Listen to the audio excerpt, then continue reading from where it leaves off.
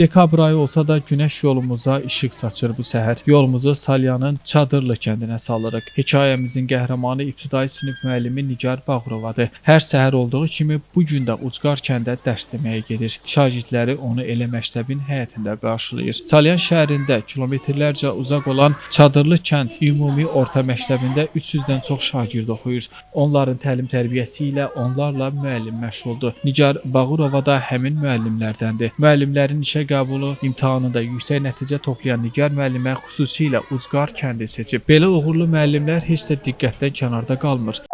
Ucqar kənd müəllimi olmaq təbii ki, qürur vericidir hər şeydən öncə. Oradakı uşaqlara bilirik ki, kənd məktəbi ilə şəhər məktəbi arasında müəyyən fərqlər mövcuddur. Mən özüm də kənd məktəbində təhsil almışam. Orada olan çətinlikləri bilirəm. Kənd məktəbində çalışan müəllimlərin hansı çətinliklərlə qarşılaşdığını bilirəm. Buna görə özüm istəyərək bu kənd məktəbini seçdim ki, bu çətinliklərlə qarşılaşsam da əsas odur ki, xalqımın gələcəyi üçün faydalı nəsə edim, faydalı işlər görüm. Elm və Təhsil İşçiləri Həmkarlar İttifaqı Salyan rayon komitəsinin sədri Aynur Əsgərova həmişə fədakar müəllimləri axtarıb tapır, onların zəhmətini dəyərləndirir. Dərsdənkənar məşğuliyyətlərimizdə, oyunlarımızda daha çox bunu müəyyənləşdirmək olur. Mən də bunu müəyyənləşdirdikdən sonra o yöndə istiqamətləndirirəm.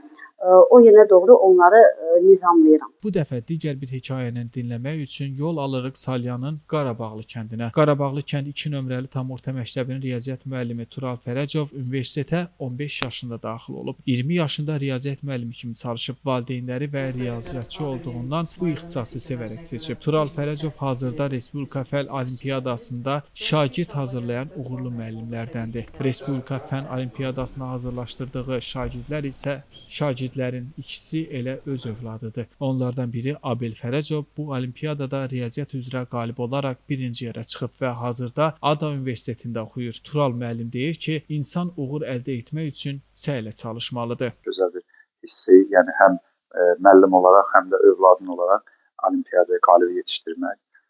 Allah hər bir müəllimə yəni bu hissi yaşatmağı nəsib eləsin.